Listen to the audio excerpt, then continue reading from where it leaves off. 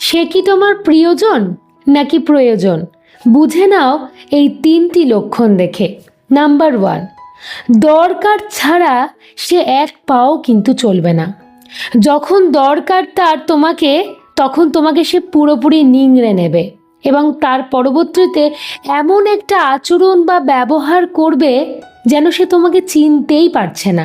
Number 2, তোমার অনুভূতিগুলোকে কখনো সম্মান করবে না।